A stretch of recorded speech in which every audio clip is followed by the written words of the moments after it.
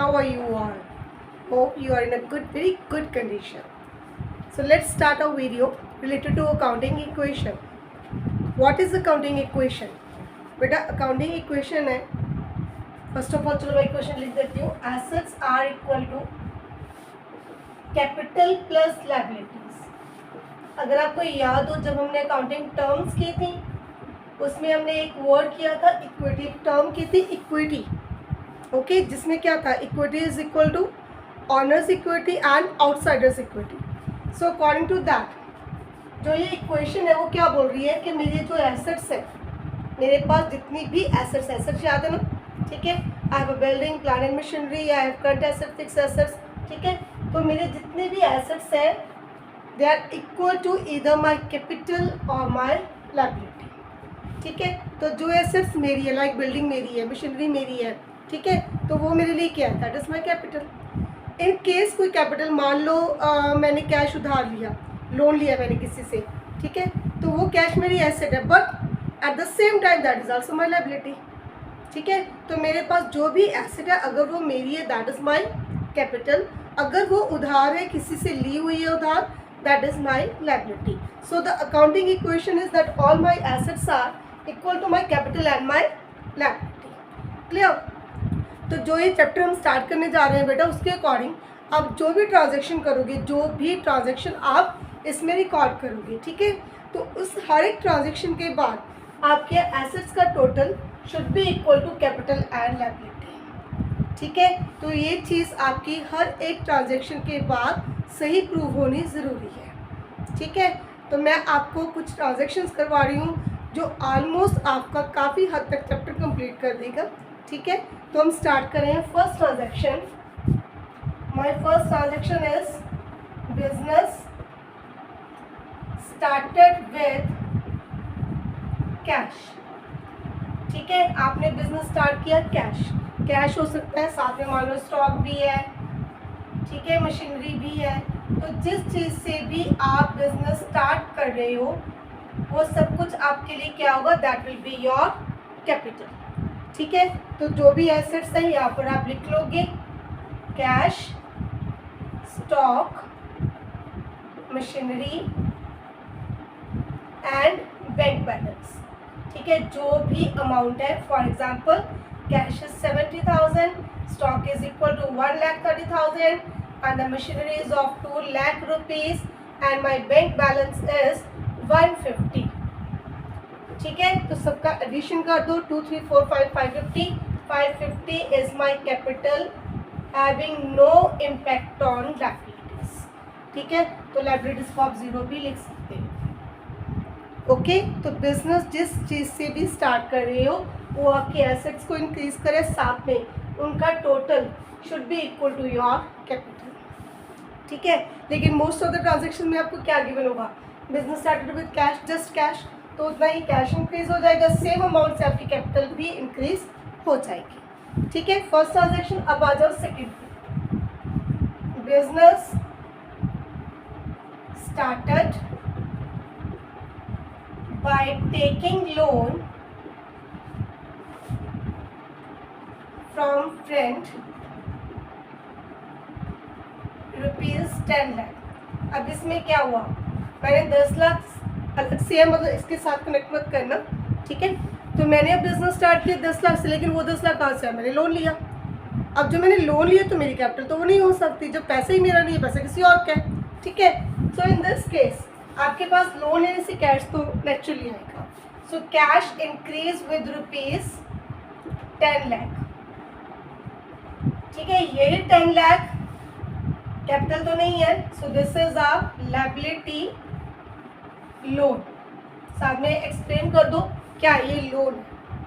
ठीक है, तो देखते चलो हर एक ट्रांजेक्शन के बाद 10 लाख इधर, 10 लाख इधर. ठीक है, हर ट्रांजेक्शन के बाद आप टोटल भी कर सकते हो, है ना, ये चेक करने के लिए कि दोनों साइड्स में इक्वल है. Then third transaction, purchase goods for cash.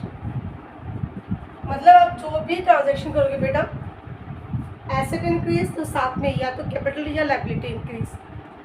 Possible है कि एक एसेट इंक्रीज एक एसेट डिक्रीज, सेम पॉसिबल है, लायबिलिटी इंक्रीज कैपिटल डिक्रीज, मतलब इम्पैक्ट इस अकॉर्डिंग डालोगे। बार बार बोल रही हूँ कि टोटल हर एक ट्रांजेक्शन के बाद दोनों साइड हमेशा इक्वल। ठीक है, अब इस ट्रांजेक्शन में क्या किया, गुड्स परचेज की। कैसे परचेज की, कैश परचेज की। तो गुड्स क्या है, स्टॉक यानी कि मेरी एसेट। तो मैंने एक चीज़ ली, एक एसेट ली, बदले में एक एसेट चली गई। ठीक है, तो मेरा स्टॉक इंक्रीज हो गया, मान लो 5000, साथ में मेरा कैश डिक्रीज हो गया 5000, again total same, no impact on capital, no impact on liability. ठीक है, okay. 4 point, purchased goods on credit. अब क्या हुआ, मैंने गुड्स परचेज की लेकिन उधार परचेज की। अब जब मैंने उधार परचेज की तो मेरी लायबिलिटी इंक्रीज होगी, मैंने पैसे नहीं दिए ऑन द स्पॉट। ठीक है, तो मेरी एक एसेट इंक्रीज, मेरा गुड्स, मेरा स्टॉक इंक्रीज क्योंकि मैंने परचेज किया, लेकिन पैसे नहीं दिए तो साथ में मेरी लायबिलिटी भी इंक्रीज। ठीक है, चलो मान लो 10,000 की गुड्स है, अमाउंट आप सपोज करते चलो, तो 10,000 स्टॉक इंक्रीज, 10,000 मेरा लायबिलिटी, सॉरी इसके नीचे भी अलग से शो करो, these 10,000 are my creditors and no impact on my capital। Liability के अंडर अलग से बना लिया क्रेडिटर्स, क्रेडिटर्स इंक्रीज हो गए विद रुपीज 10,000, स्टॉक इंक्रीज हो गया with rupees again 10,000। Now 5th point, sold goods for cash. अब मैंने क्या किया, गुड्स यानी कि स्टॉक अपना सेल किया। ठीक है, तो बेटा जब अपना सामान, अपना स्टॉक, अपने गुड्स सेल करोगे तो आपका स्टॉक डिक्रीज होगा, बट पर्सन मेरे को कैश दे के जा रहा है, तो एक एसेट इंक्रीज हो जाएगी, मेरा कैश इंक्रीज हो जाएगा, साथ में मेरा स्टॉक डिक्रीज हो जाएगा। ठीक है, सो मान लो 7,000 की गुड्स थी तो स्टॉक डिक्रीज हो गया, कैश इंक्रीज हो गया। ठीक है, तो अकाउंटिंग इक्वेशन का मतलब समझ आना शुरू हुआ है ना। कोई भी कुछ भी लेन देन कर रहे हो आप, आफ्टर ईच लेन देन आपकी एसेट्स कैपिटल प्लस लायबिलिटी के बराबर ही रहेगी। ठीक है, चलिए अब नेक्स्ट पर आ जाइए, सोल्ड गुड्स ऑन क्रेडिट। अब मैंने स्टॉक तो गुड्स तो अभी सेल की है बट उधार सेल की है, तो पैसा मेरे को पर्सन नहीं दे के गया। ठीक है, और आपको अकाउंटिंग टर्म्स के अकॉर्डिंग याद होगा कि जिस पर्सन को आप गुड्स सेल करते हो credit, that person is your debtor. ठीक है, and debtor is your asset, है ना। तो अब जो गुड्स मैंने सेल की, मान लो 15,000, तो मेरा स्टॉक डिक्रीज हो गया, साथ में अब मेरे पास स्पेस की शॉर्टेज है, मैं मशीनरी को यहाँ से एलिमिनेट कर रही हूँ, these are the debtors now.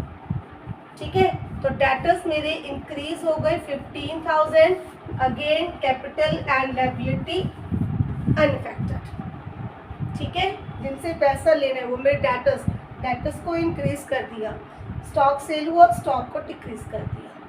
ठीक है, चलिए now sold goods worth rupees 5,000, worth means cost price है ये। ठीक है, फॉर रुपीज 8,000 ऑन क्रेडिट। अब थोड़ी सी स्टेटमेंट में चेंज क्या है, 5,000 की गुड्स 8,000 मैंने सेल की उधार। ठीक है, तो मतलब मैंने प्रॉफिट भी कमाया, और प्रॉफिट किस चीज़ को इम्पैक्ट करेगा, ताकि इम्पैक्ट किया कैपिटल। जितना भी प्रॉफिट है, खर्चे है, इनकम है, लॉसेज है, सीधा डायरेक्ट इम्पैक्ट आपकी कैपिटल पर। जितना प्रॉफिट कमाओगे, जितनी इनकम होगी वो आपकी कैपिटल को रेज करेगी, जितने खर्चे होंगे, जितने लॉसेज होंगे वो आपकी कैपिटल को डिक्रीज करेंगे। Very good. ठीक है, चलो 5,000 का स्टॉक गया, कॉस्ट प्राइस माइनस करोगे, ध्यान रखना मेरे लिए वो गुड्स कितने की, 5,000 की, तो स्टॉक कितने से डिक्रीज हुआ, 5,000 से। ठीक है, सेल की मैंने 8,000 में, तो पर्सन से मुझे पैसे कितने लेने हैं, 8,000 लेने हैं, तो मेरे डेटर्स कितने से इंक्रीज होंगे, 8,000 से। ठीक है, 5 माइनस हुआ, 8 प्लस हुआ 3।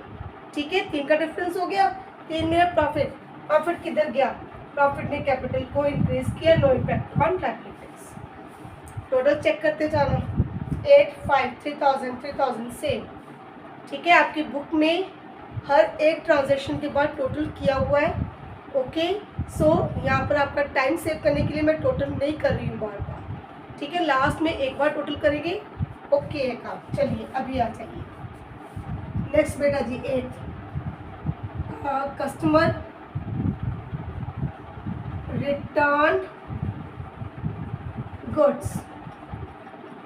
ठीक है, कस्टमर ने गुड्स रिटर्न कर ली, मान लो 1000 की। अब जब वो आपको आपकी गुड्स रिटर्न कर रहा है तो मेरे पास स्टॉक इंक्रीज होगा, मेरे पास मेरा सामान, मेरे गुड्स वापस आ गई, है ना, तो मेरा स्टॉक इंक्रीज हो गया 1000। सेकेंड इम्पैक्ट बेटा, अगर तो ये ट्रांजेक्शन कैश ट्रांजेक्शन है तो कैश डिक्रीज होगा। अगर ये ट्रांजेक्शन उधार के आपको मेंशन होगा, डोंट वरी, हम तो यहाँ पर मिक्स कर रहे हैं ना, तो अकॉर्डिंग टू न्यूमेरिकल आपको ऑलरेडी क्लियर होगा, ऊपर सेल की जो ट्रांजेक्शन होगी वो कैश है या क्रेडिट है, उसके अकॉर्डिंग आप इम्पैक्ट डालेंगे। सो अगर तो कैश है, कैश डिक्रीज हो जाएगा, अगर क्रेडिट पर है तो डेटर्स डिक्रीज हो जाएंगे, और यहाँ पर मैं अपने डेटर्स, मैं यहाँ पर डेटर्स डिक्रीज कर रही हूँ। ठीक है, स्टॉक वापस आ गया, कस्टमर से जितना पैसा मुझे लेना था उसमें से 1000 मेरा डिक्रीज हो गया। क्लियर है? चलिए अब इसमें अगेन थोड़ा सा changes, customer return goods of ₹9000, cost price 7000। ठीक है, तो जो उसने गुड्स रिटर्न की वो मेरे लिए 7000 की थी, बट मैंने उसको सेल की 9000 की। क्लियर है बात? तो मतलब मेरा स्टॉक स्टॉक इंक्रीज होगा कितने से? Cost price always. सो स्टॉक 7000 में इंक्रीज। क्लियर? 9000 मेरे डेटर्स डिक्रीज। ठीक है, जब भी वो आपको गुड्स रिटर्न कर रहा है तो नेचुरली मेरा स्टॉक इंक्रीज होगा, लेकिन किस अमाउंट से? मेरे कॉस्ट प्राइस से। ठीक है, मैंने इसको सेल किया था 9000 में, सो डेटर्स डिक्रीज हुए 9000। अब बेटा अगर वो सामान मेरा रख लेता तो 2000 का मुझे प्रॉफिट होना था, अब उसने मुझे रिटर्न कर दिया तो मेरा तो प्रॉफिट गया। अब जब मेरा प्रॉफिट गया तो नेचुरली मेरी कैपिटल भी डिक्रीज होगी, क्योंकि जब मैंने प्रॉफिट कमाया मैंने कैपिटल इंक्रीज की थी, अब वो प्रॉफिट नहीं हुआ, गंवा दिया मैंने, सो 2000 मेरी कैपिटल डिक्रीज। ठीक है, सेम वे जैसे सेल हुआ सामान वापस आ गया, in the same way purchase goods भी रिटर्न हो सकती है। परचेज रिटर्न ऑफ ₹5000, सामान मैंने परचेज किया था, अब मैंने उसको रिटर्न कर दिया। जब मैंने अपने सामान को रिटर्न किया स्टॉक डिक्रीज होगा, है ना, क्योंकि मैंने सामान को वापस कर दिया। लीजिए मेरे गुड्स गई, मेरा स्टॉक डिक्रीज हो गया। अब जब बेटा स्टॉक डिक्रीज हो रहा है तो साथ में मेरी लायबिलिटी भी डिक्रीज होगी। ठीक है, the creditors will decrease by the same amount 5000। बाकी वही प्रोसेस है, अगर ये गुड्स आपकी कैश पे परचेज की हुई हैं तो कैश वो पर्सन आपको वापस करेगा, कैश आपका इंक्रीज होगा। ठीक है, अब मैंने क्या किया, अपनी लायबिलिटी को डिक्रीज कर दिया। ओके, तो ये फिलहाल आपके 10 ट्रांजेक्शंस, बिजनेस स्टार्ट किया खुद के पैसे से, लोन के पैसे से, goods purchase, purchase return, purchase on cash on credit, sale goods on credit on cash and sale return. फिलहाल ये 10। ठीक है, अब इसके साथ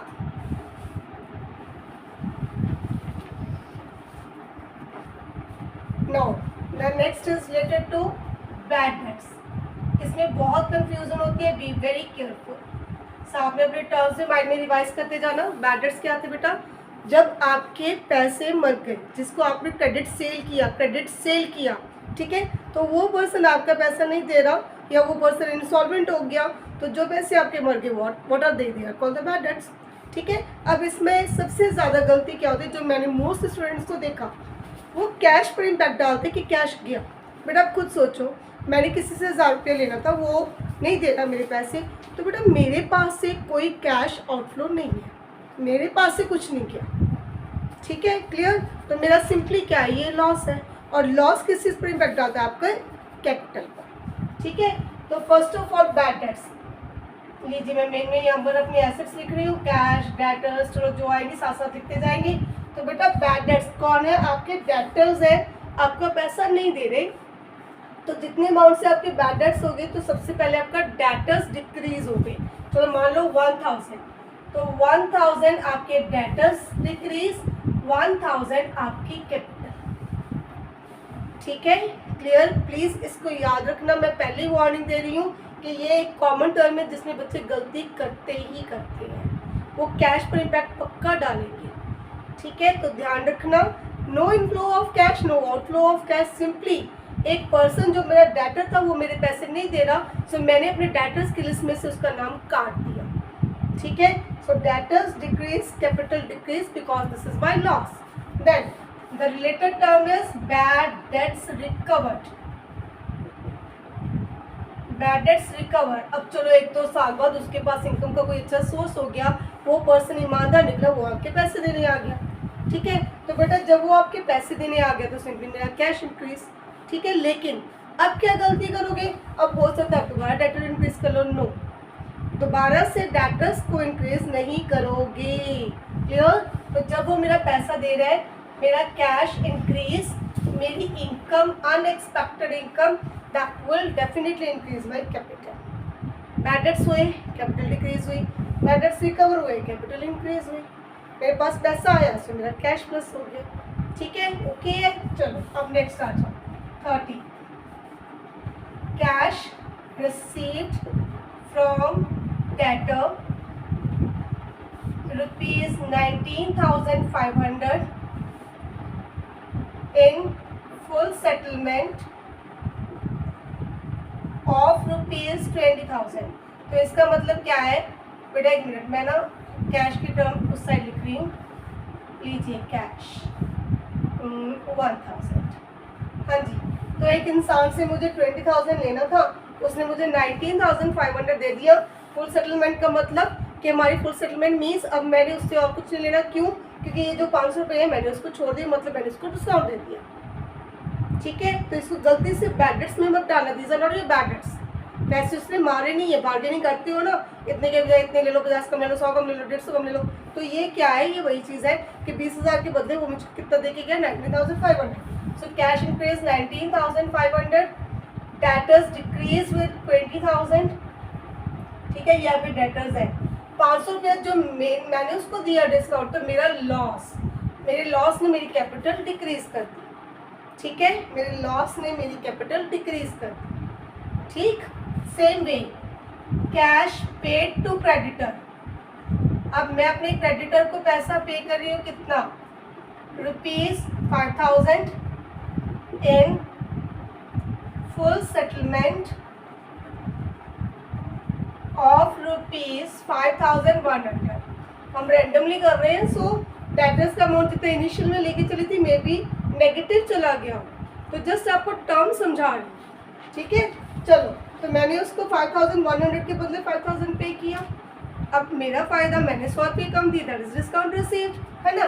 सो कैश इंक्रीज हो गया बेटा, सॉरी कैश डिक्रीज हो गया क्योंकि मैंने पे किया 5,000, क्रेडिटर्स डिक्रीज विद 5,100, लाइबिलिटी कम हो गई मेरी, और 100 रुपये मेरा फ़ायदा, मुझे डिस्काउंट मिला 100 रुपीज़ प्लस। कैश गया, कैश डिक्रीज, क्रेडिटर्स डिक्रीज हो गए 5,100, लाइबिलिटी कम हो गई मेरी, 100 रुपये मैंने कम दिए, दैट इज माई बेनिफिट, सो मैंने 100 इसमें प्लस कर दिया, ओके? हाँ, एक आपको टर्म रिपीट होगी, इंटरेस्ट। चलो पहले सिंपली करते हैं, इंटरेस्ट लगा लो, रेंट लगा लो, डिविडेंड, सैलरी, नॉमिनल अकाउंट की कोई भी टर्म जब आपको रिसीव होगी, दैट इज योर इनकम, ठीक है? अगर लिखा हुआ है कि इसको बाय चेक रिसीव किया तो बैंक बैलेंस इंक्रीज कर लो, अगर सिंपली कैश रिसीव किया तो आप कैश इंक्रीज कर लो। अब मैं मान के चल रही हूँ दिस इज बाय चेक, कुछ भी इसमें से, ठीक है? सो यहाँ पर बैंक बैलेंस इंक्रीज हो गया, मान लो आपके पास 10,000 आ गया, तो जितनी भी इनकम है वो आपकी कैपिटल को भी इंक्रीज करेगी, ठीक है? लीजिए, कोई भी नॉमिनल अकाउंट की कोई भी income, interest, rent, salary, dividend, wages, salaries, तो जितना चेक किया कैश वो इंक्रीज, साथ में मेरी कैपिटल इंक्रीज। सिंपल, जितना कमाओगे तो कैपिटल तो बढ़ेगी बढ़ेगी, है ना? सेम भी बेटा, कुछ भी पे कर रहे हो, मान low wages, any bill paid, अब ये मेरा खर्चा है, तो खर्चा क्या, उल्टा दो इसको, जितने खर्चे करोगे भाई पैसा तो जाएगा, पैसा जाएगा तो कैपिटल भी जाएगी, उड़ा दो, मम्मी पापा के पैसे उड़ा दो, ठीक है, उड़ाओगे तो उनकी तो कैपिटल कम होती जाएगी। सो अब क्या हुआ, अब कैश डिक्रीज हो गया, साथ में मेरी कैपिटल भी डिक्रीज हो गई। देखो ओके है, no impact on the liabilities. तो जितना अर्न कर रहे हो उतना कैपिटल को इंक्रीज करोगे, जितना उड़ा रहे हो, खर्चे दे रहे हो, सिंपल खर्चे, लीगल लॉजिकल खर्चे दे रहे हो, आपकी कैपिटल डिक्रीज हो रही है, ठीक है। सेम वे ड्राइंग्स,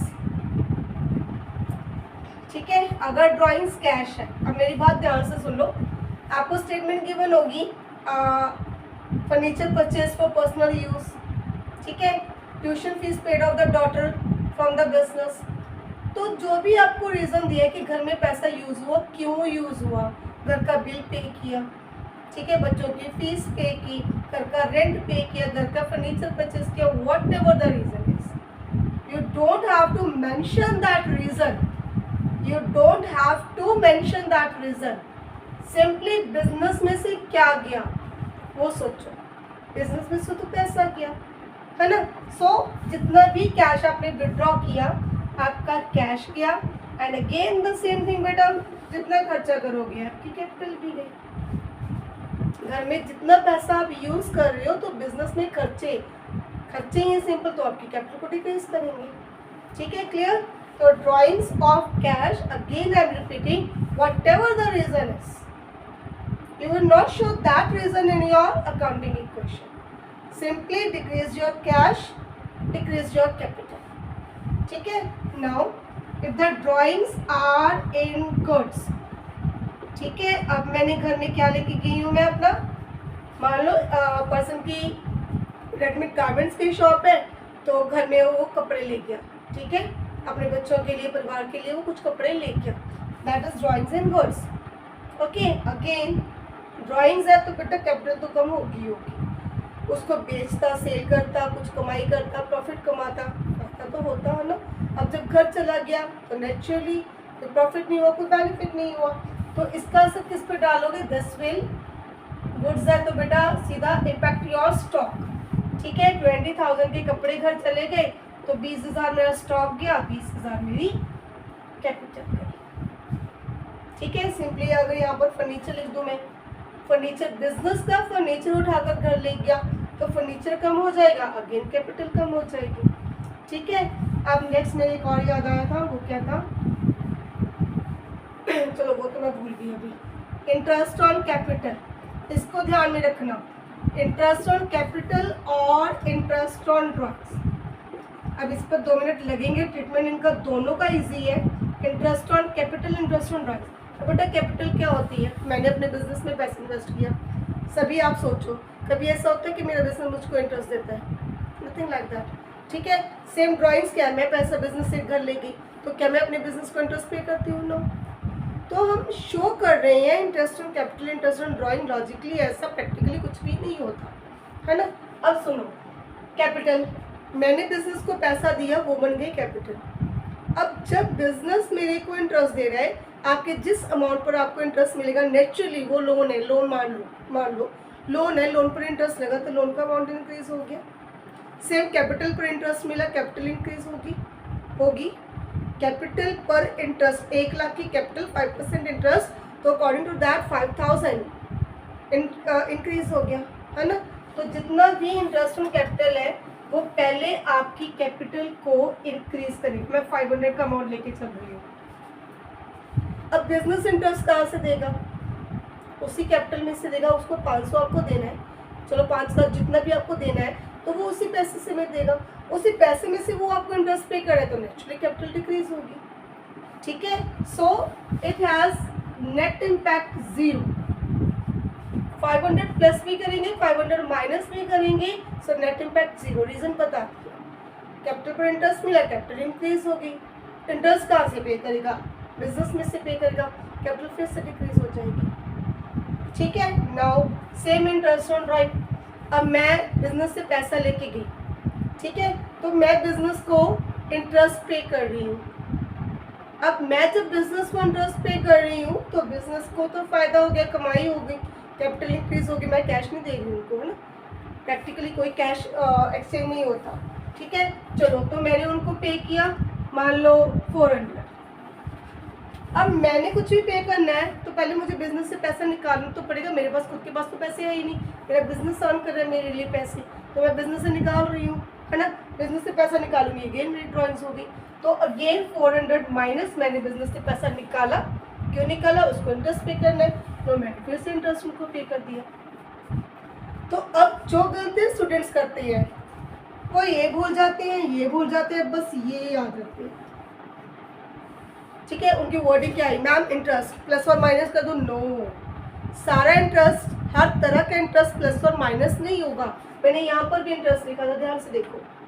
अगर मेरे को किसी लोन पर इंटरेस्ट मिल रहा है, ठीक है, तो प्रॉपरली मेरे पास कैश आएगा।